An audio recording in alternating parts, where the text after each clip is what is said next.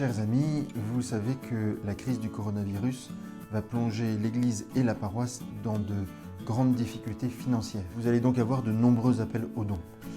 Pour vous permettre de faire un don plus éclairé, je vous propose cette petite vidéo pour vous expliquer comment l'Église est organisée sur le plan financier.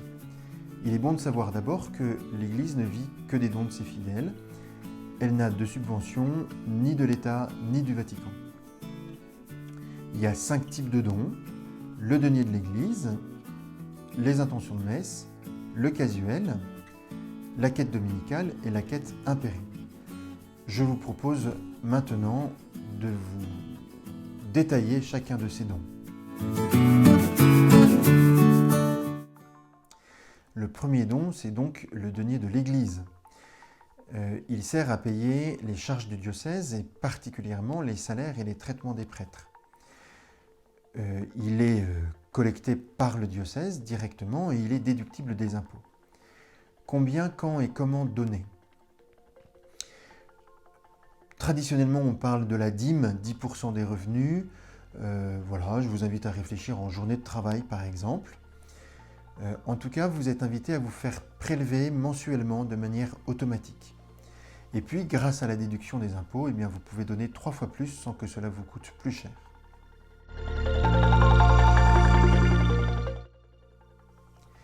Le deuxième type de don, ce sont les intentions de messe. Elles représentent à peu près la moitié du revenu des prêtres et elles sont collectées par la paroisse et reversées aux prêtres directement. Combien, quand et comment donner? Le montant de l'offrande est fixé nationalement, il est actuellement de 18 €.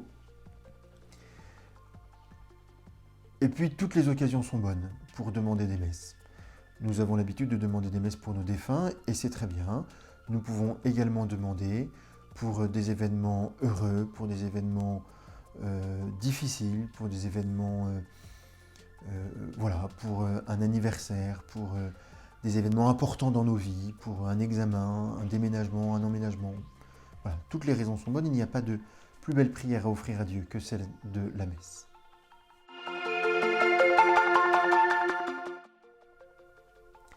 Le troisième type de don, c'est le casuel. C'est l'offrande qui est versée au moment des baptêmes, mariages et funérailles. Il est collecté par la paroisse et représente sa deuxième source de revenus. Combien, quand et comment donner? Le montant est fixé par les paroisses. Il est bien de le verser avant la célébration et sur Cormet-la-Frette, nous l'encaissons après la célébration. Le quatrième type de don, c'est la quête dominicale que vous connaissez bien. Elle est l'offrande du peuple à Dieu et elle est symbolisée, incarnée par le pain et le vin qui sont déposés sur l'autel au moment de l'Eucharistie. Elle est la principale source de revenus de la paroisse de Cormeilles-la-Frette. Combien, quand et comment donner?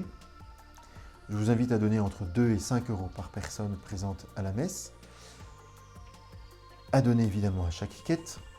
Et puis vous pouvez donner soit en monnaie fiduciaire, soit par l'application, soit par la plateforme internet. Dans tous les cas, le don est anonyme. Le don par internet sécurise et simplifie le don.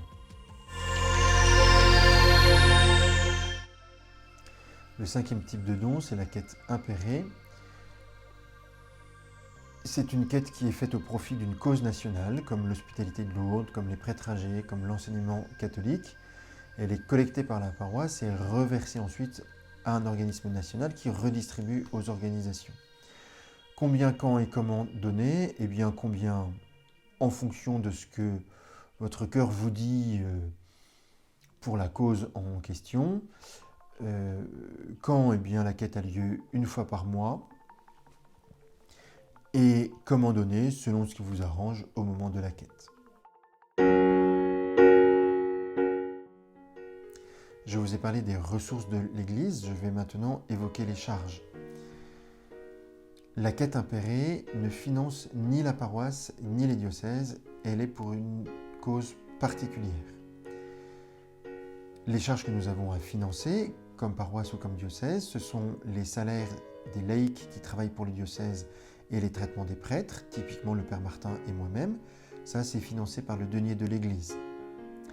Et puis nous avons des charges immobilières qui sont de deux types, soit des bâtiments dont nous sommes intégralement propriétaires, comme le Christ-Roi, pour Cormeilles-la-Frette, et des bâtiments dont nous sommes affectataires, comme Saint-Nicolas-à-la-Frette, Saint-Martin à Cormeilles ou les presbytères de Cormeilles et de la Frette.